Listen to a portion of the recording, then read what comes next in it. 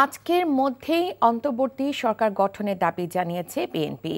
একই সাথে ৩ মাসের মধ্যে নির্বাচনের দাবি করেছে দলটি। ডক্টর মোহাম্মদ ইউনূসকে প্রধান করে ছাত্ররা অন্তর্বর্তী সরকারের যে রূপরেখা দিয়েছে সে প্রসঙ্গে বিএনপির মহাসচিব মির্জা ফখরুল ইসলাম আলমগীর বলেছেন, ছাত্রদের প্রতি সম্পূর্ণ আস্থা আছে, তবে সরকার সর্বদলীয় সম্মতির ভিত্তিতে হওয়া উচিত। এছাড়া দেশবাসীকে শান্ত থাকার আহ্বান জানিয়েছে বিএনপি। ইমরুল আহসানের রিপোর্ট। দীর্ঘদিন পর বিএনপি চেয়ারপারসনের গুলশান কার্যালয়ে দলের স্থায়ী কমিটির বৈঠক। লন্ডন থেকে ভার্চুয়ালি যুক্ত হয়ে এতে সভাপতিত্ব করেন বিএনপির ভারপ্রাপ্ত চেয়ারম্যান তারেক রহমান। দেশের সার্বিক পরিস্থিতি নিয়ে আলোচনা হয় সভায়। বৈঠক শেষে সংবাদ মাধ্যমের মুখোমুখি হন মহাসচিব মির্জা ফখরুল ইসলাম আলমগীর। আমি আপনাদেরকে আজকে শুভেচ্ছা জানাচ্ছি ফ্যাসিবাদ মুক্ত বাংলাদেশে। শুভেচ্ছা জানাচ্ছি একটি গণতান্ত্রিক বাংলাদেশের প্রত্যাশায়। অন্তর্বর্তী সরকার গঠন নিয়ে দলের অবস্থান তুলে ধরার পাশাপাশি ছাত্রদের ঘোষিত রূপরেখা নিয়ে কথা বলেন মির্জা ফখরুল। ছাত্রদের প্রতি আমাদের সম্পূর্ণ আস্থা আছে, এই আস্থা আমাদের আছে এবং আমরা তাদের প্রতি তাদের আন্দোলনের সঙ্গে একাত্মবোধ করেছি, তাদের সঙ্গে আমরা একাত্মবোধ করছি। তবে আমরা প্রত্যাশা করব যে এখানে সর্বদলীয় ব্যাপারটার গুরুত্ব দেওয়া উচিত, যে জিনিসটা অত্যন্ত গুরুত্বপূর্ণ।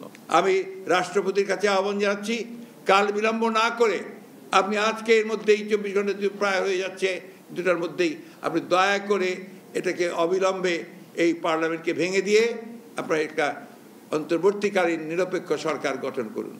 অন্যথায় দেশে আবার রাজনৈতিক শূন্যতা দেখা দিতে পারে।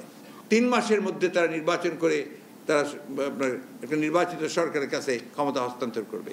মিডিয়া হাউস ও বিভিন্ন প্রতিষ্ঠানে হামলার নিন্দা জানিয়ে সবাইকে তা থেকে বিরত থাকার আহ্বান জানায় বিএনপি।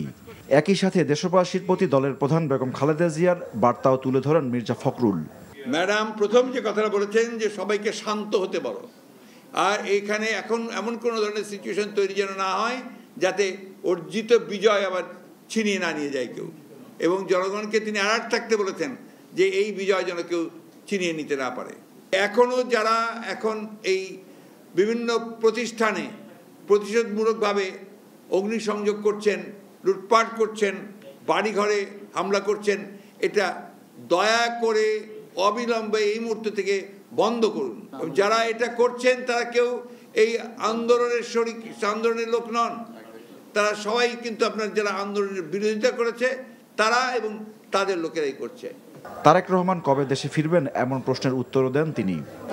উনি যখনই মনে করবেন নাও হি ক্যান কাম ব্যাক, আমরা অলরেডি তাকে আমাদের অনুরোধ জানিয়েছি যেন দ্রুত চলে আসেন, সেই ব্যবস্থা হবে ইনশাআল্লাহ। Imrul Hasan, NTV news, Dhaka.